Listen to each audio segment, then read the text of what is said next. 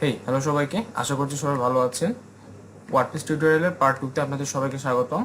WordPress tutorial part 1 এ আমরা যে বিষয়টা দেখেছিলাম সেটা হচ্ছে যে আমরা কিভাবে আমাদের ওয়ার্ডপ্রেসটাকে আমাদের যে লোকাল হোস্ট রয়েছে জ্যাম সার্ভার, সেখানে আমরা কিভাবে এটাকে ইনস্টল করতে পারি, যেটা ছিল মূলত ফ্রি।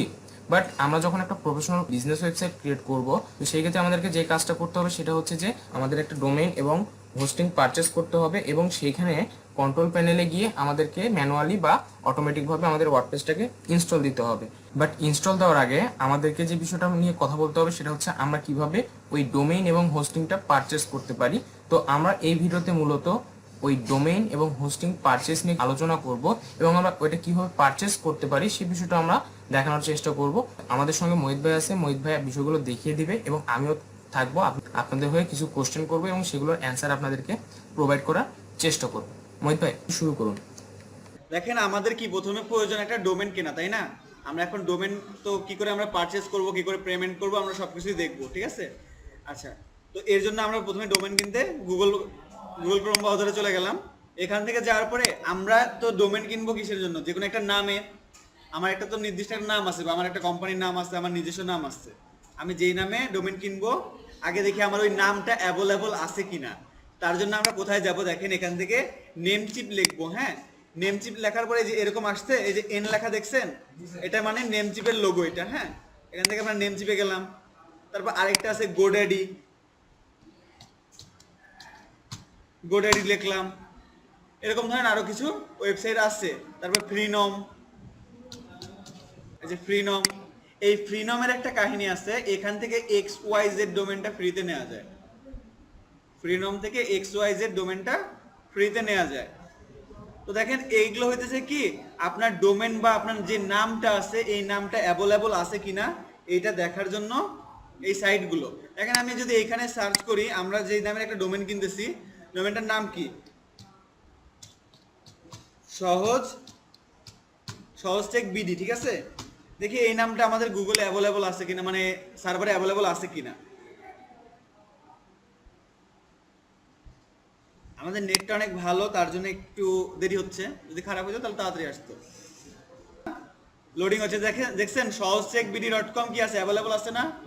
এখানে কি একটা গ্রিন চিহ্ন হয়ে আছে? তো তার মানে এটা কি অ্যাভেলেবল আছে। যদি আমি এখান থেকে এই বিডিটা কেটে দেই, দেখি তো এখন অ্যাভেলেবল আছে কিনা। দেখেন, এটা কি আসছে? সামনে একটা ক্রস চিহ্ন আসছে না? মানে এই ডোমেনটা পূর্বে কেউ, দেখেন এখানে লিখে দিছে টেকেন, মানে পূর্বে কেউ নিয়ে নিছে, যার জন্য এটা এখানে নাই। আচ্ছা, আমরা যদি সেম নামটা যদি এখানে ট্রাই করি,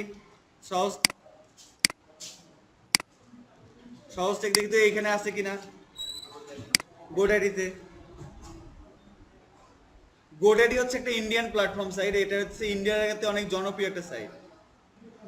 এই দেখেন, এখানে কি বলছে? ডোমেন টেকেন, এই নামটা নিয়ে নিচ্ছে। এরা বলছে আপনি চাইলে এই নামটা নিতে পারেন। ওরা আবার আরেকটা সাজেস্ট করতেছে যে লাস্টে একটা এস লাগায় দেন, তাহলে আপনি এটা পাওয়া যাবেন, অসুবিধা নেই। আমরা এইখানেও দেখলাম নাই, এইখানেও দেখলাম নাই। তার মানে একটা নাম যদি আমরা সবখানেই সার্চ করি, কি হবে? কোথাও থাকবে না। যেটা এক জায়গাতে নাই সেটা সব জায়গাতেই নাই। আচ্ছা দেখেন, এখন আমরা ডোমেন পারচেস করব, ঠিক আছে? এখান থেকেও আপনি পারচেস করতে পারেন, বাট আমরা হচ্ছে কি আমাদের কাছে এখানে পারচেস করতে গেলে আপনার ভিসা কার্ড বা মাস্টার কার্ড এগুলোর প্রয়োজন পড়বে, যেগুলো আমাদের কাছে নাই। তার জন্য আমরা একটা বাংলাদেশি সাইটেই চলে যাই, যেখান থেকে বাংলাদেশি সাইট বলতে বাংলাদেশে আরো অনেক আছে, কিন্তু আমাদের একটা ডোমেন হোস্টিং কেনাটা সবসময় কি হয়, আপনি যদি পরিচিত কারো থেকে নিতে পারেন এটা সব থেকে ভালো। কারণ আপনার হোস্টিংটা যার কাছে থাকবে, আপনার পুরো ওয়েবসাইটের কন্ট্রোলটা তার কাছেই থাকবে। তো এর জন্য আমরা আমাদের একটা পরিচিত ডোমেন হোস্টিং এর সার্ভার সাইট আছে, এখানে যাই। কিন্তু আপনাদের কিন্তু পরিচিত না, আপনারা যদি কিনেন তার আগে কিন্তু বলে নিতে পারেন যে ভাই এখান থেকে কিনবো বা স্যার এখান থেকে কিনবো, আমাকে একটু আগে ইয়ে করে দেন। এখান থেকে আমরা একটা ডোমেন হোস্টিং এর সাইডে আসছি। এটার নাম কি? এটার নাম হচ্ছে MS সুপার হোস্ট। তো এটা আমার পরিচিত বা তুরজোর পরিচিত, আপনাদের কিন্তু পরিচিত না, আপনারা এনাকে চিনেনও না। তো এখান থেকে নেওয়ার আগে আপনারা বলতে পারেন, আপনারা যদি অন্য কোথাও থেকে নেন তো নিয়ে নিলেন, সেটাতে আমাদের কোনো না যে স্যার এখান থেকে নিতে হবে, এগুলো মানে আছে না। আপনারা যেখান থেকে ইচ্ছা আপনি যদি লাগে নিতে পারেন, কোনো ইয়ে নেই। কারণ এখান থেকে আমার কোনো বিজনেস না, এটা যে আমার নিজস্ব বিজনেস যে আমি বলবো যে এখান থেকেই নেন।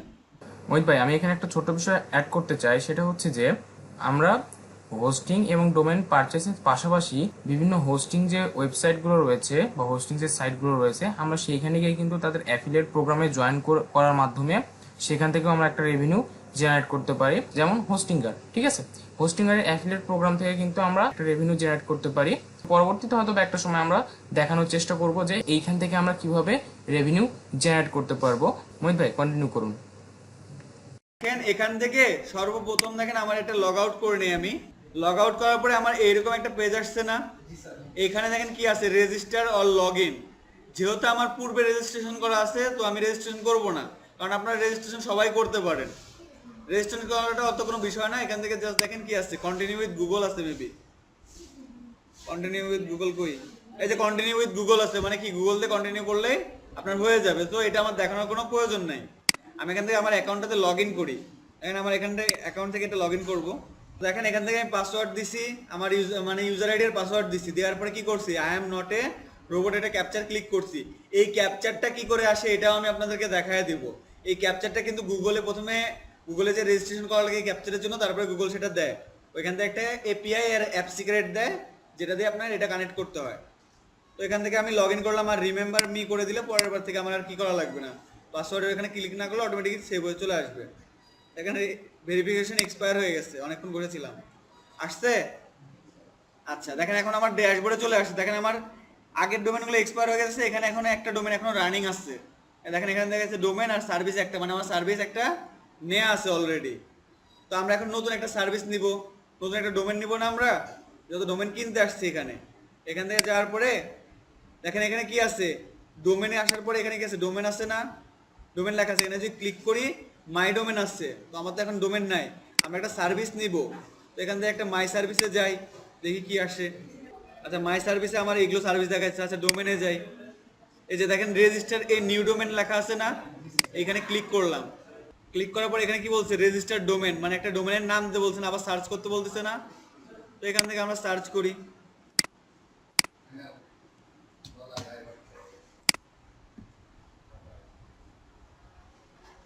দেখেন আমার ডোমেনটা যেখানে কত একটা প্রাইস চাইতেছে না, 800 টাকায়, 1 টাকা 80 পয়সা কম, 800 টাকা।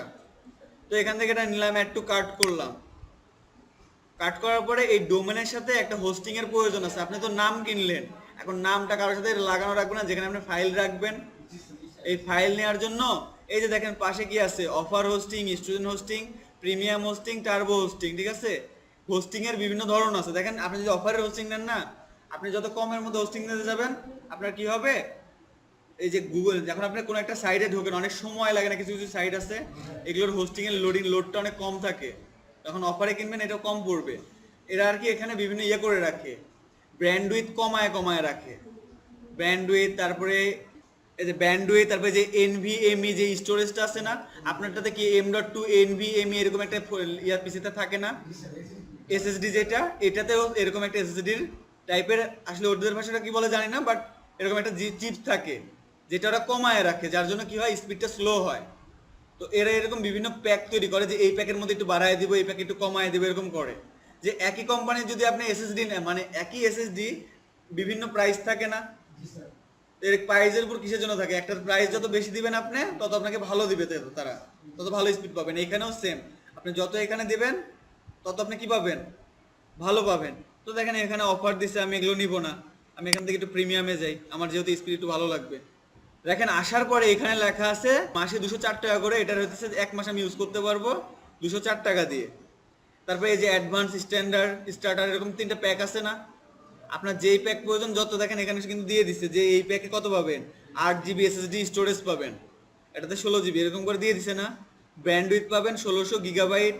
তো এখান থেকে আপনার যত, আপনি যেমন প্রাইস দিয়ে কিনতে চাইতেছেন তেমন প্রাইস দিয়ে কি করবেন, অর্ডার নাও করবেন।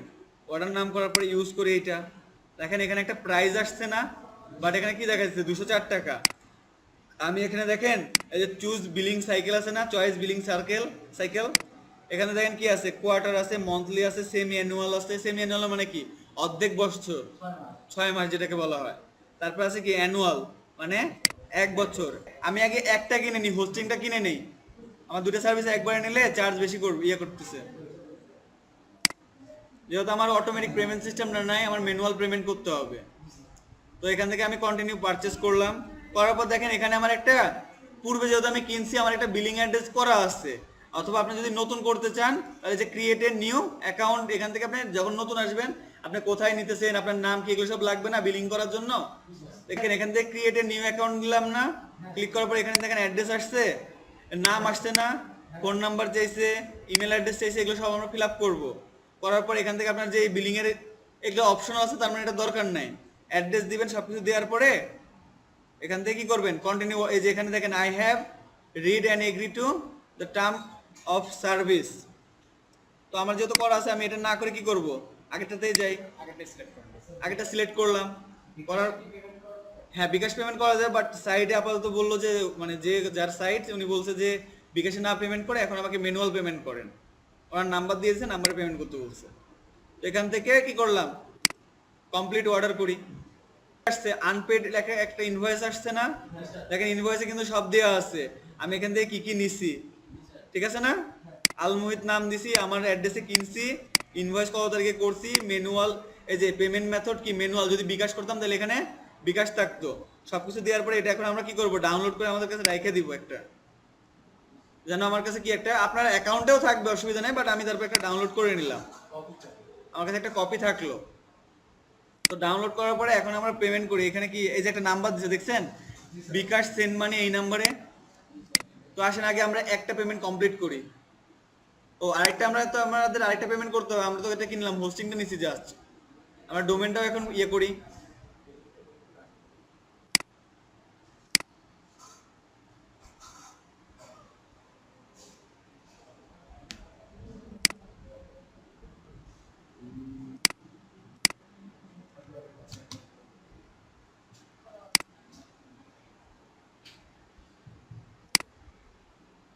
আচ্ছা 799.20 টাকা 20 পয়সা, চেক আউটে যাই,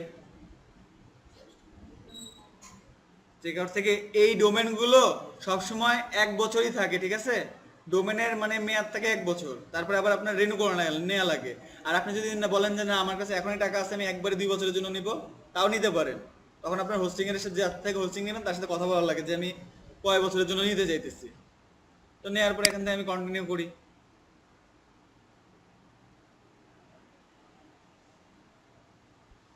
নেওয়ার পরে তো চেক আউট দেখছে, দেখেন আপনার কাছে যদি প্রোমো কোড থাকতো না, এই যেখানে প্রোমো কোডটা দেওয়ার পরে যদি ভ্যালিড হয় তাহলে হয়ে যেত।